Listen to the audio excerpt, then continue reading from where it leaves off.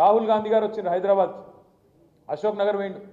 ఆడ ఛాయ్ తాగిండు, ఛాయ్ హోటల్ కాడ ఛాయ్ తాగి అక్కడ తయారైతున్న గ్రూప్స్కి తయారైతున్న పిల్లలందరినీ పిలుచుకొని కేసీఆర్ గవర్నమెంట్లో ఉద్యోగాలు ఇయలే, భారతదేశంలో అత్యధికంగా ఉద్యోగాలు పిఎస్సి ద్వారా ఇతరత్ర కేసీఆర్ గారి ప్రభుత్వం ఇచ్చినా ఇయ్యలే, ఏం జరగలే అని చెప్పి దుష్ప్రచారం చేసి మేము వస్తున్నాం, మీరు ఇద్దరు ఉద్యోగాలు ఊడగొట్టుండి, కేసీఆర్ ఉద్యోగం కేటీఆర్ ఉద్యోగం ఇద్దరు ఉద్యోగాలు మీరు ఊడగొట్టండి, 2 లక్షల ఉద్యోగాలు నేను ఇప్పిస్తా మొదటి సంవత్సరంలో అని రాహుల్ గాంధీ గారు రేవంత్ రెడ్డి గారు అశోక్ నగర్లో వచ్చి ఇక్కడ పిల్లలకు వాగ్దానం చేయడం జరిగింది. మరి ఇలా 14-15 నెలలు అయిపోయింది. 100 రోజులు అన్నారు. 100 రోజులు కాదు, సరిగ్గా జూన్ 30 తారీఖు నాడు 420 రోజులు నిండుతుంది. 420 జూన్ కాదు జనవరి 30 తారీఖు నాడు కాంగ్రెస్ పార్టీ అధికారంలోకి వచ్చి ఈ వాగ్దానాలు మోసపు వాగ్దానాలు ఇచ్చి అడ్డగోలు హామీలు ఇచ్చి ప్రజలను మభ్యపెట్టి సరిగ్గా 420 దిన్ అవుతున్నది. అందుకే నేను మా విద్యార్థి విభాగం తమ్ముళ్లను నేను కోరుతా ఉన్నా, మా తమ్ముడు శ్రీనివాస్ యాదవ్ గారిని, అదేవిధంగా రాష్ట్ర వ్యాప్తంగా ఉండే మా పార్టీ నాయకత్వాన్ని, బీఆర్ఎస్ కార్యకర్తలకు కూడా నేను పిలుపునిస్తూ ఉన్నాను. తప్పకుండా ఈ కార్యక్రమాన్ని విజయవంతం చేయాలని చెప్పి కోరుతా ఉన్నా. జనవరి 30 తారీఖు మహాత్మా గాంధీ ఆనాడు చంపబడ్డ రోజు, హత్య చేయబడ్డ రోజు, దివంగతుడైన రోజు మహాత్మా గాంధీ గారు. అట్లాంటి రోజు బాపును దలుచుకుంటూ కాంగ్రెస్ మోసాన్ని యాద్ చేస్తూ ఒరిజినల్ గాంధీ మహాత్మా గాంధీ, ఒరిజినల్ గాంధీ ఈ డూప్లికేట్ గాంధీలు ఎవరైతున్నారో వాళ్ళకు బుద్ధి తెచ్చేటట్టు ఒక అద్భుతమైన ప్రోగ్రాం తీసుకుందాం. 420 హామీ, 420 వాదే, 420 దిన్.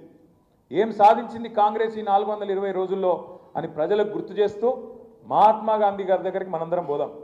పోయి మహాత్మా గాంధీ గారికి వినతి పత్రం ఇస్తూ, బాపు మీరు కలలకు వచ్చి రాహుల్ గాంధీ కలలకు, సోనియా గాంధీ కలలకు, ప్రియాంక గాంధీ కలలకు వచ్చి రేవంత్ రెడ్డికి బుద్ధి చెప్పేటట్టు ఆదేశించండి అంటూ మరి మహాత్మా గాంధీ గారికి వినతి పత్రం ఇచ్చే కార్యక్రమాన్ని రాష్ట్ర వ్యాప్తంగా ఎక్కడెక్కడ బాపు బొమ్మ ఉంటుందో, ఎక్కడెక్కడ మహాత్మా గాంధీ బొమ్మ ఉంటుందో ఆడ పోదాం. ఈ కార్యక్రమాన్ని విద్యార్థి విభాగమే మీరే లీడ్ తీసుకోవాలి. 420 వాదే, 420 झूठे वादे और 420 दिन మనం చెప్పాలని చెప్పి నేను కోరుతా ఉన్నా. నేను ఇంకొక మాట కూడా మీకు చెప్తా ఉన్నా, బాధాకరమైన సందర్భం. మీరు చూసింటారు, ఆదిలాబాద్లో, నిజామాబాద్లో మనం ఒక కమిటీని పెద్దలు రాష్ట్ర మాజీ వ్యవసాయ శాఖ మంత్రివర్యులు నిరంజన్ రెడ్డి గారి నేతృత్వంలో రాష్ట్రంలో ఇవాళ రైతు ఆత్మహత్యలు ఏవైతే జరుగుతూ ఉన్నాయో, ఎందుకు జరుగుతున్నాయి, మళ్ళొక్కసారి కాంగ్రెస్ అధికారంలోకి రాగానే రైతులు పిట్టలు చచ్చిపోయినట్టు ఎందుకు చచ్చిపోతున్నారు, ఎండ్రిన్ డబ్బా తీసుకొని పోయి అక్కడ బ్యాంకులో ఆదిలాబాద్లో ఒక రైతు పోయిండు, తిరిగి బేజారైండు, బ్యాంక్ చుట్టూ తిరిగి బేజారైపోయి ఆఖరికి ఇక రుణమాఫీ అయితలేదు, ప్రభుత్వం జూట మాటలు చెప్తున్నదని చెప్పి ఆ బ్యాంకులోనే ఎంట్రీని దాగి అక్కడనే చచ్చిపోయిండు. ఆదిలాబాద్లో దేవరాం అనుకుంటా ఆయన పేరు, రైతు పేరు దేవరాం, చచ్చిపోయిండు. అట్లా ఇప్పటికీ 420 రోజుల్లో 410 మంది రైతులు చచ్చిపోయింది. అంటే రోజుకొక రైతు చొప్పున 410 మంది చచ్చిపోయినారు. ఇంకో దిక్కు రైతులు, ఇంకో దిక్కు గురుకులాల్లో పెద్ద ఎత్తున పిల్లలు ఆత్మహత్య చేసుకునే పరిస్థితి. ఇప్పుడే హయాత్ నగర్ మైనారిటీ గురుకులంలో 17 ఏళ్ల పాప సౌమ్య అనే అమ్మాయి ఇప్పుడే చచ్చిపోయిందని చెప్పి ప్రవీణ్ అన్న చిట్టి మీద రాసిచ్చి నాకు గుర్తు చేస్తూ ఉన్నారు. ఒక్క సౌమ్య కాదు, రాష్ట్రంలో ఇప్పటికీ గురుకులాల్లో 55 మంది పిల్లలు ఇవాళ కొంతమంది ఆత్మహత్య చేసుకున్నారు. ఇంకా దురదృష్టం ఏంటంటే ఒకటే ఒక్క పాఠశాల మెట్పల్లిలో పాము గుట్టి 6 పెద్దాపూర్ అనే ఊరిలో పాము గుడితే అంటే ఎంత చండాలమైన మెయింటెనెన్సు, ఎంత అధ్వానపు పరిస్థితి ఉన్నదో దాన్ని బట్టే మనం చెప్పొచ్చు.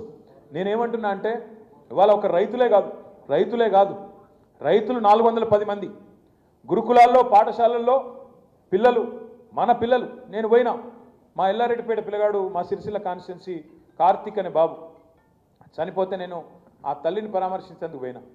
ఆ పిల్లగాడు చనిపోయింది ఆ పెద్దాపూర్లోనే. పోతే ఆ తల్లి అన్నది, అన్న నా బిడ్డను నేను గవర్నమెంట్కి అప్పచెప్పిన, గవర్నమెంటే తల్లి తండ్రి కాపాడుకోవాలి, కానీ తల్లి తండ్రి లేనట్టు నా పిల్లగాని అనాథలకు కిడ్స్ పెడితే ఇలా శవమై నా బిడ్డ ఇంటికి వచ్చిందన్న, ఎవరికి చెప్పుకోవాలన్నా అని చెప్పి ఏడ్చుడు మొదలుపెట్టింది. బాధపడక చెల్లె అని చెప్పి ఒక 15 నిమిషాలు 20 నిమిషాలు ఓదారిస్తే ఆఖరికి ఒక మాట అన్నది, అన్న మీరు గట్టి కొట్లాడుండ్రి, నాకు జరిగిన కడుపు కోత ఇంకో తల్లికి జరగద్దు, దయచేసి కొట్లాడండి అన్న అని చెప్పి మాకు రిక్వెస్ట్ చేసింది. చేస్తే నేను వెంటనే ఒక నిర్ణయం తీసుకొని ఆ రోజు పెద్దలు డాక్టర్ ఆర్ఎస్ ప్రవీణ్ కుమార్ గారి నేతృత్వంలో వెంటనే గురుకులాల బాట అంటే మన శ్రీనివాస్ యాదవ్ గారు, ఆర్ఎస్ ప్రవీణ్ కుమార్ గారు, ఇట్లా మన విద్యార్థి నాయకులు ఆంజనేయ గౌడ్ గారు, వాసుదేవ్ రెడ్డి గారు, వీళ్ళందరి నేతృత్వంలో గురుకుల బాట అనే ఒక కార్యక్రమం తీసుకుంటే నిజంగా కూడా నేను హృదయపూర్వకంగా మా బీఆర్ఎస్ విద్యార్థి విభాగానికి అభినందనలు చెప్తా ఉన్నా. సరే, గతంలో మనం ఇచ్చిన ఉద్యోగాలకు నువ్వు కాగితాలు ఇచ్చి నువ్వు చెప్పుకోవచ్చు, మనం కట్టిన ఫ్లైఓవర్లకు నువ్వు వచ్చి రిబ్బన్లు కట్ చేయొచ్చు, మనం కట్టిన ఫ్లైఓవర్లకు నువ్వు సున్నాలేసి నేనే చేసినా అని చెప్పుకోవచ్చు, మంది పెళ్ళికి పోయి మనం కూడా బిల్డప్ ఇవ్వచ్చు, మస్తు ఇవ్వచ్చు, ఏమున్నదల్లా ఉంటారు కదా కొంతమంది. అప్పుడప్పుడు హాస్టల్లో భోజనం దొరకకపోతే మంది పెళ్లిలో పోయి పిలువని పెళ్లికి కూడా పోయి ఆడ కొంతమంది తినొస్తారు. అట్లా రేవంత్ రెడ్డి కూడా మంది పెళ్లికి పోయి ఆడ పోజులు కొడుతున్నాడు. తన బిడ్డ కాని బిడ్డను కూడా నా బిడ్డ అని చెప్పుకుంటున్నాడు. ఆయన ఈయన ఉద్యోగాలు కూడా ఇవాళ నా ఉద్యోగాలు, నేను ఇచ్చిన ఉద్యోగాలు అని చెప్పి దబాయించే ప్రయత్నం చేస్తూ ఉన్నాడు. అందుకే నేను మిమ్మల్ని కోరేది, రిక్వెస్ట్ చేసేది, ఈ విషయాలు మనం సోషల్ మీడియా ద్వారా కానీ లేదా మీ కాలేజ్ సభల్లో కానీ మీ స్కూల్ సభల్లో కానీ గట్టిగా విద్యార్థులకు అర్థమయ్యే విధంగా 18 నుంచి 25 వరకు ఉన్న ఏజ్ గ్రూప్ ఏదైతుందో ఆ పిల్లలకు అర్థమయ్యే విధంగా చెప్పాల్సిన బాధ్యత మన మీదనే ఉన్నది. ఎన్ని కాలేజీలు పెట్టినాం, తెలంగాణ రాకముందు ఎన్ని కాలేజీలు ఉండే, తర్వాత ఎన్ని అయినాయి, ఎన్ని మెడికల్ కాలేజీలు ఉండే ఎన్ని అయినాయి, ఎన్ని నర్సింగ్ కాలేజీలు ఉండే ఎన్ని అయినాయి, ఎన్ని రెసిడెన్షియల్ కళాశాలలు ఉండే, పాఠశాలలు ఉండే, తర్వాత ఎన్ని అయినాయి, ఈ లెక్కంతా కూడా చెప్పవలసిన బాధ్యత మన మీదే ఉంది. ఉద్యోగ నియామకాల్లో భారతదేశంలో ఎక్కడ లేదు. 95% స్థానికులకే రిజర్వేషన్ గవర్నమెంట్ రిక్రూట్మెంట్లో ఉన్న ఒకే ఒక్క రాష్ట్రం తెలంగాణ. దాన్ని సాధించిన ఒకే ఒక్క నాయకుడు కేసీఆర్. భారతదేశంలో ఏ రాష్ట్రానికి ఈ వెసులుబాటు లేదు. 95% రిజర్వేషన్ ఫర్ లోకల్స్, మిగతా 5% కూడా ఓపెన్ కేటగిరీ, అందులో కూడా మనం కొట్లాడచ్చు. ఇది ఎక్కడ లేదు భారతదేశంలో, ఏ రాష్ట్రానికి వెసులుబాటు లేదు. కొట్లాడి తెచ్చి రాష్ట్రపతి దాకా పోయి ఆనాడు ఒప్పించి మెప్పించి తీసుకొచ్చిన నాయకుడు కేసీఆర్ గారు. సరే, ఇవాళ చాలా మంది చాలా మాట్లాడతారు, చాలామంది చాలా విషయాలు మాట్లాడుతుండొచ్చు. నాకు నిజంగా నిన్న మొన్న కొన్ని ఇక్కడ బయట అడ్వర్టైజ్మెంట్లు పెట్టిరు, అది చూస్తే ఏడవాళ్ళు నవ్వని అర్థం కాలే. వీళ్ళట ఈ సిపాయిలట పెట్టుబడులు తెచ్చిర్రట, అది చూసి మనకు కడుపులో అజీర్తి అయిందట, మనం ఏదో దాగానట. నేను రేవంత్ రెడ్డికి చెప్తున్నా, రేవంత్ రెడ్డి గారు నువ్వు తెలంగాణ ఉద్యమంలో లేవు, ఉన్నావు తెలంగాణ ఉద్యమంలో ఉన్నావు, ఎట్లున్నావు, ఉల్టా ఉన్నావు, తుపాకీ పట్టుకొని విద్యార్థుల మీదకి పోయినోడవు నువ్వు. సరే, నీ అదృష్టం బాగుంది, కभी का एक बार అడ్డిమారి గుడ్డి దెబ్బ लगता, तुम बन गए, अच्छी बात है, कोई तकलीफ नहीं है. ఉండు, పదవిలో ఉన్నావు, సంతోషంగా ఉండు, సంతోషంగా పని చేసుకో. రేవంత్ రెడ్డి గారికి నేను చెప్తున్నా, కాంగ్రెస్కు టీఆర్ఎస్కు తేడా ఏంది అంటే, టీఆర్ఎస్ పాత్ర ఏంది తెలంగాణ ఉద్యమంలో?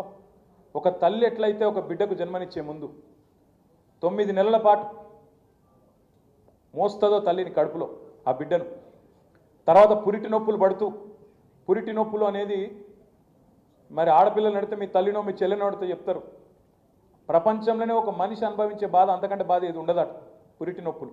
ఒక గంత అవస్థ అనుభవించి ఒక బిడ్డకు జన్మనిస్తుంది తల్లి. గట్లా టీఆర్ఎస్ అనే పార్టీ కూడా కేసులు ఎదుర్కొని దెబ్బలు తిని, ఎదురు దెబ్బలు తిని, మీ చేత అవమానాల పాలై మోసానికి గురై 14 ఏళ్ల పాటు తెలంగాణ ప్రజలను చివరికి ఐక్యం చేసి సావు నోట్లో తలబెట్టి ఆ తల్లి పాత్ర పోషించి, నవమాసాలు మోసిన తల్లి పాత్ర పోషించి, పురిటి నొప్పులు పడి చివరికి తెలంగాణ అనే బిడ్డకు జన్మనిచ్చిన తల్లి పాత్ర టీఆర్ఎస్.